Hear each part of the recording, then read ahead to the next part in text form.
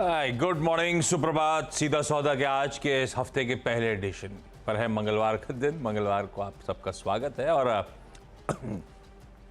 Interesting सा weekend था, बहुत सारे इवेंट फ्लोज थे। सैटरडे को एक स्पेशल लाइव ट्रेडिंग सेशन भी हुआ था। नेट उससे छोड़ के अब जब लौट के आएंगे मंगलवार की सुबह तो इंडिकेशंस गिफ्ट निफ्टी कह रहा है 1/4 1/3% बढ़त के साथ हम लोग सेशन की शुरुआत करेंगे।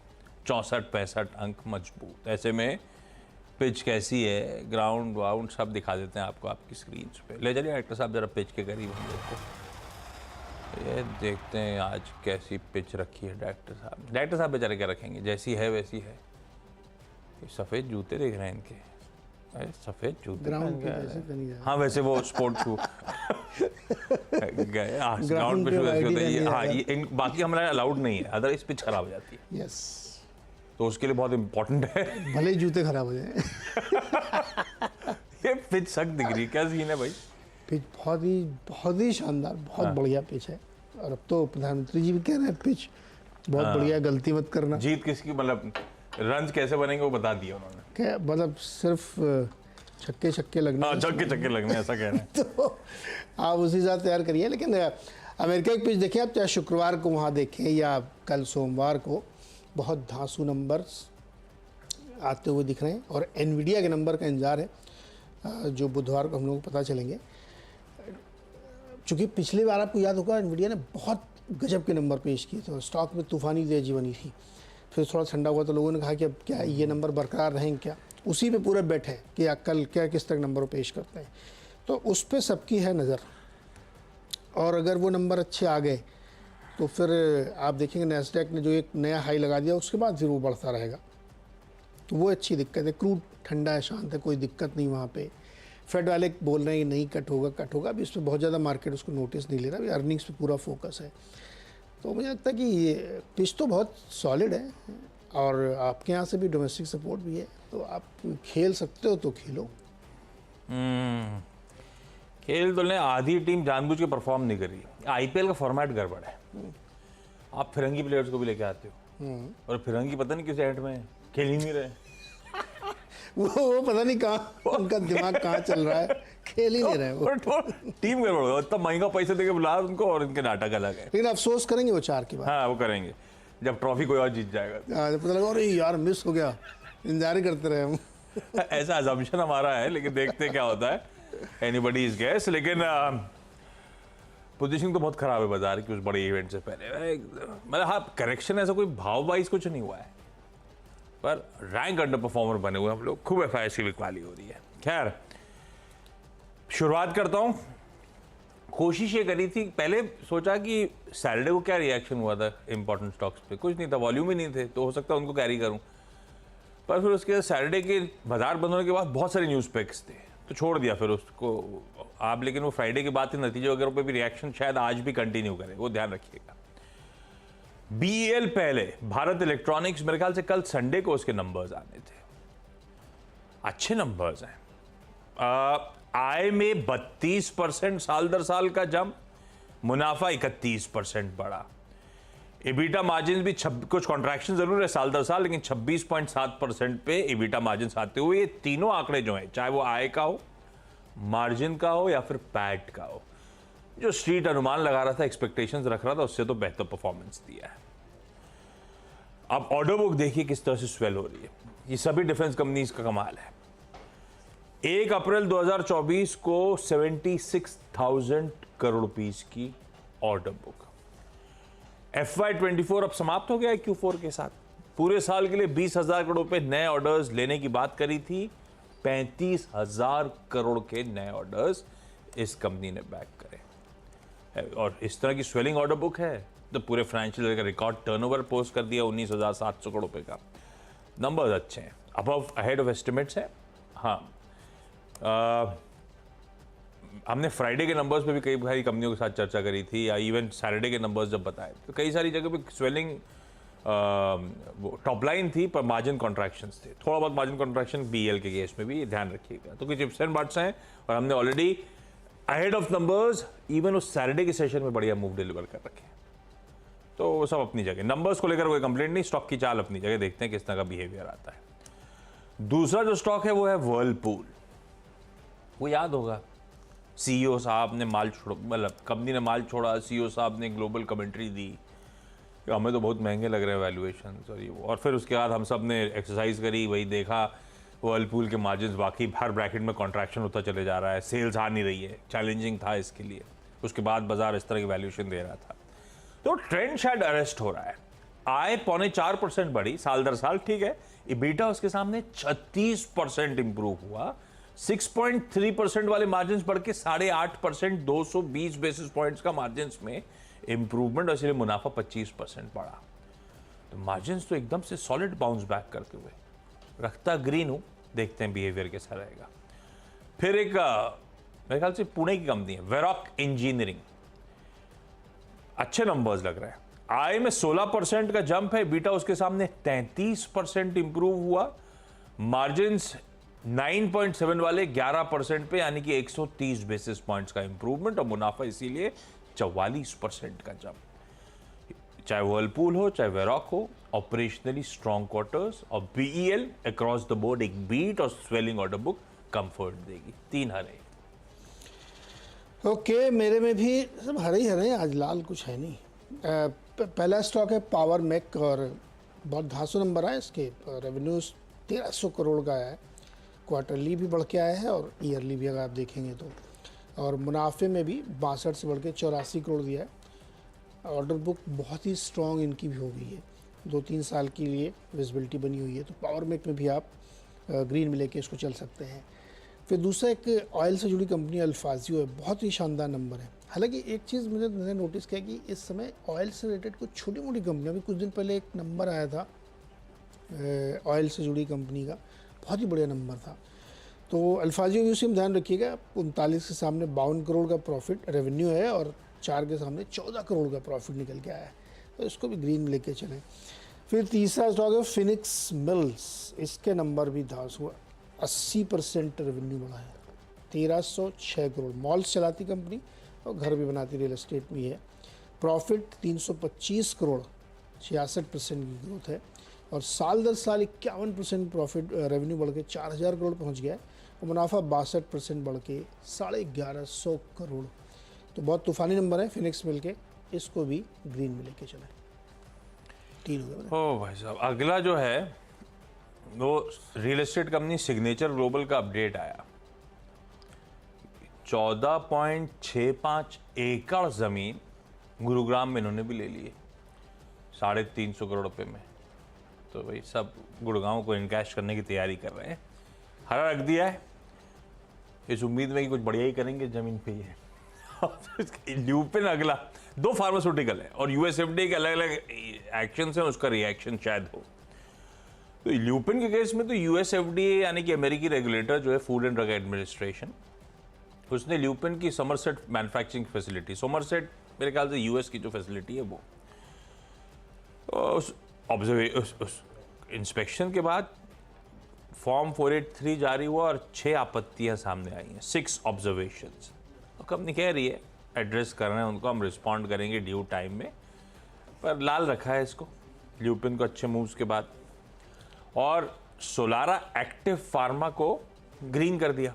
अब उसमें उसकी विशाखापट्टनम फैसिलिटी का यूएसएफडीए ने इंस्पेक्शन कंक्लूड करा, उनके पास 0483 ऑब्जर्वेशंस है, मतलब कोई आपत्ति नहीं, प्लांट को क्लीन चिट मिल गई। अभी 14-17 मई के बीच में इंस्पेक्शन हुआ था, क्लीन चिट हाथ में आ गई। तो एक के थोड़ा सा यूएसएफडीए के इशूज, एक के इशूज आने का जो खतरा था टल गया क्योंकि इंस्पेक्शन क्लीन चिट मिली। तो एक लाल एक हरे के बीच में रख दिया, 6 निपट गए आपने। ओके, चौथा स्टॉक है ज्योति सीएनसी। ये एक रिसेंटली लिस्टेड कंपनी है, लेकिन नंबर इसने चौथी तिमाही में काफ़ी अच्छे दिए हैं। 450 करोड़ का रेवेन्यू निकाला इन्होंने। पिछले साल जो है 445 था, फ्लैट था, लेकिन Q3 में 380 करोड़ से बढ़ाया इन्होंने। मुनाफा दुगना कर दिया इन्होंने, 100 करोड़ किया है, मार्जिन एक्सपेंड हो गया, और एबिटा भी 67 से बढ़ के 110 करोड़ के आसपास आया। नंबर काफ़ी अच्छे हैं। सलार टेक्नो, ये टेक्नो इंजीनियरिंग, इसमें खबर यह है कि इन्होंने EMC लिमिटेड नाम की एक कंपनी इसको खरीद लिया है। ये NCLT के थ्रू उन्होंने खरीदी, 178 करोड़ रुपए में कुछ खरीदी। ये क्या करती है EMC बनाती है टावर्स, टेलीकॉम के लिए, पावर के लिए, अलग अलग कंपनीज़ के लिए, और सालार के लिए भी ये उसी सेगमेंट में काम करेगी। तो काफ़ी बड़ा इनका प्रेजेंस है और इनके सारे क्लाइंटेल हैं, भारती, एयरटेल, वोडा, सब जिनके लिए टावर लगाने के काम करेंगे। तो ये एक्विजिशन इनके लिए काफ़ी प्रॉफिटेबल हो सकता है। छठवां स्टॉक है अपडेटर सर्विसेज। ये भी एक रिसेंटली लिस्टेड कंपनी है। 632 करोड़ का रेवेन्यू है। रेवेन्यू आप कह सकते हैं कि बहुत ज़्यादा नहीं बढ़ा, 572 से बढ़ के आया, लेकिन मुनाफा बहुत ही सॉलिड, मार्जिन एक्सपेंड हुए। तो मुझे लगता है कि अपडेटर को भी ग्रीन में रखना चाहिए। 6 हो गए मेरे। छोटा सा एक ब्रेक और ब्रेक के बाद अगले 4 स्टॉक्स। तो आपने बोल दिया, मैं तो आगे के बोलने की तैयारी कर रहा था। अच्छा, और भी है क्या?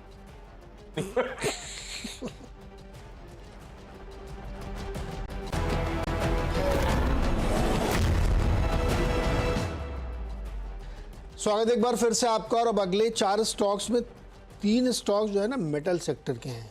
उसमें एक हिंडाल्को।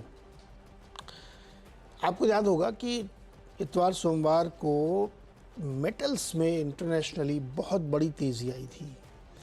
आप चाहे कॉपर को देखें, एल्युमिनियम को देखें, जिंक को देखें, निकल को देखें, जिस भी नॉन फेरस मेटल को आप देखेंगे तो सब रिकॉर्ड हाई पे चल रहे थे। ख़ासतौर पे कॉपर में शॉर्ट सप्लाई है, ज़बरदस्त डिमांड है और नए नए सेक्टर से डिमांड आ रही है। तो इस वजह से कॉपर की कीमतें भाग रही, बेंधिया भाग रही। और अभी तो चाइना की डिमांड खुली नहीं है, वो खुलेगी तो और ज़्यादा तेज़ी होगी। तो इसलिए उससे रिलेटेड कंपनी हिंडाल्को को आप ध्यान में लेके चल सकते हैं। और भी जो भी इससे जुड़ी हो सकती है वो उसमें भी आप फोकस कर सकते हैं। लेकिन मैंने एक लिया हिंडाल्को, क्योंकि इसमें एल्युमिनियम का प्ले भी है, कॉपर का भी है। हिंदुस्तान जिंक को भी ध्यान में रखिएगा, 2 रीजन से। एक तो जिंक की कीमतें बहुत भागी और सिल्वर भी रिकॉर्ड हाई पे पहुँच गया है। अब तो सिल्वर की जो है रिफाइनरी है इनके पास, हिंदुस्तान जिंक के पास, तो उसको भी ध्यान में रखिएगा। हिंदुस्तान जिंक में भी अच्छी मजबूती हो सकती है। और NMDC जो और सप्लाई वाली कंपनी है, लगातार इसमें तेज़ी बनी हुई है, तो इसको भी फोकस में रख सकते हैं। हालांकि स्टील में उतनी बड़ी तेज़ी अभी नहीं बन रही है, लेकिन रडार पे इसको भी रखना चाहिए। 10वां स्टॉक है ASK ऑटोमोटिव। ये भी एक हाल फिलहाल की लिस्टिंग है, साल 6 महीने पहले की होगी। बहुत अच्छे नतीजे कंपनी ने दिए हैं। कंपनी ने 38% की रेवेन्यू ग्रोथ दिखाई है, 71% के ऑपरेटिंग प्रॉफिट है और मार्जिन्स 8.8 से बढ़ा के 10.9%। मुनाफा 112% बढ़ा के 47-48 करोड़ लेके आए हैं। डोमेस्टिक अच्छा, वेरॉक के भी आशीष जिक्र कर रहे थे। वेरॉक और एसके दोनों का डोमेस्टिक फोकस है 2 व्हीलर में, खास तौर पे ज़्यादा मार्केट इनका इसी में है। और 2 व्हीलर के नंबर्स देख के सिंपली अनुमान लगाया जा सकता है कि इनके नंबर कैसे आने वाले होंगे। तो बहुत तूफानी नंबर है एसके ऑटोमोटिव के। मुझे ध्यान इनके मैनेजमेंट से मैंने बात की थी, वो एक राठी जी हैं दिल्ली के, बहुत इंटरेस्टिंग आदमी थे वो। तो खैर इसको ध्यान में रखिएगा, इसको ऑटोमोटिव ग्रीन में रखिए। अच्छा, 2 नतीजे और, लेकिन ये दोनों ऑपरेशनली वीक हैं, दोनों को लाल ले जा रहा हूं।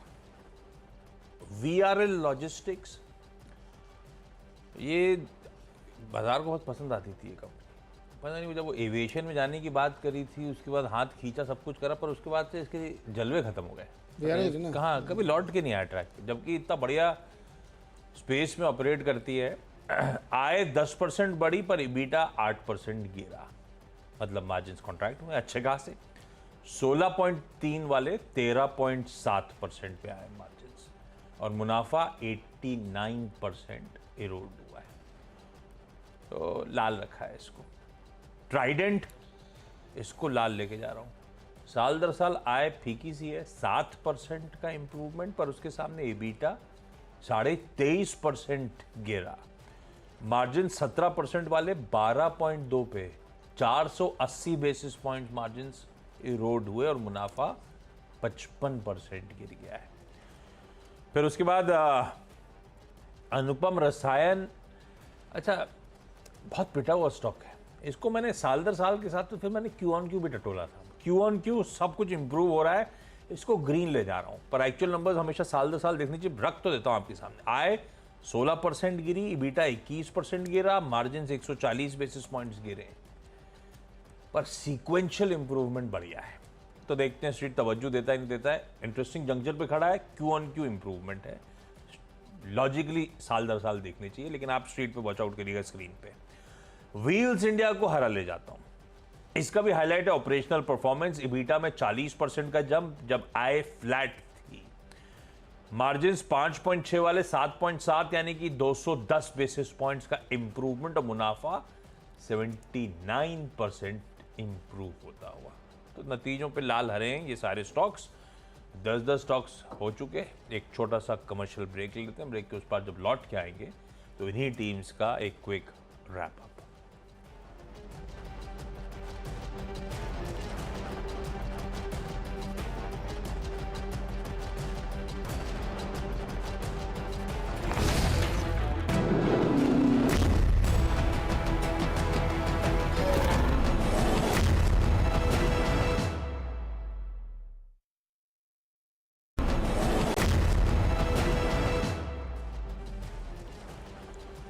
ब्रेक के बाद आप सबका स्वागत है। 10 की सीधा सौदा की टीम आपकी स्क्रीन पर आएगी। ध्यान रखिएगा, ये सिर्फ खबर को जैसे लाल हरे हैं, स्टॉक की चाल आपको जरा सा ध्यान देना पड़ेगा। बीएल भाई, जो बाजार एक्सपेक्ट कर रहा था उससे तो कहीं बेहतर नंबर्स और बहुत स्वेलिंग ऑर्डर बुक। नंबर्स तो अच्छे हैं, ग्रीन रखा है। वर्लपूल आय नहीं आ रही थी, मार्जिन्स डिक्लाइन पे थे, तो वो ट्रेंड अरेस्ट हो रहा है। मार्जिन्स पे बढ़िया 200 बेसिस पॉइंट्स का इंप्रूवमेंट है इस बार। वेरॉक इंजीनियरिंग के मार्जिन्स में एक्सपेंशन है। सिग्नेचर ग्लोबल ने, एक रियल एस्टेट कंपनी ने गुड़गांव में एक बड़ा प्लॉट खरीदा है। ल्यूपिन यूएसएफडी की आपत्तियां सामने आई हैं इनकी समरसेट फैसिलिटी के लिए, तो सोलारा एक्टिव फार्मा के विशाखापट्टनम प्लांट को हरी झंडी, क्लीन चिट मिल गया। वीआरएल और ट्राइडेंट के दोनों के ऑपरेशनल परफॉर्मेंसेस खासे वीक। अनुपम रसायन साल दर साल फीके हैं, स्टॉक पिटा हुआ है, सीक्वेंशियल इंप्रूवमेंट है, देखते हैं। और व्हील्स इंडिया के भी ऑपरेशनल परफॉर्मेंस अच्छा है, इसीलिए ग्रीन कर दिया है। तो लाल और हरे के बीच में झूल रही है अपनी टीम। अपनी टीम पूरी हरी हरी है और इसमें नतीजे ज़्यादा हैं, एक आध खबरें भी हैं। पावर मैक बहुत ही बढ़िया नतीजे, अल्फाजियो के नतीजे बहुत ही अच्छे इसमें देखने को मिले। फिनिक्स मिल्स ने तो क्वार्टरली ईयरली ज़बरदस्त नंबर पेश किए हैं। और ज्योति सीएनसी, इसमें बहुत अच्छे नंबर आए, मुनाफा काफ़ी बढ़ के आया। सारा ने कंपनी एक्वायर कर ली है, एएमसी लिमिटेड। अपडेटेड सर्विसेज के नंबर बहुत ही सॉलिड हैं। और हिंडाल्को, हिंदुस्तान जिंक, एनएमडीसी, पूरा मेटल सेक्टर आप रडार पर रखिएगा। इन सब के कीमतें इंटरनेशनल मार्केट में न्यू हाइस पे चल रही हैं। और एसके ऑटोमोटिव ने नंबर चौथी तिमाही में काफ़ी अच्छे पेश किए हैं।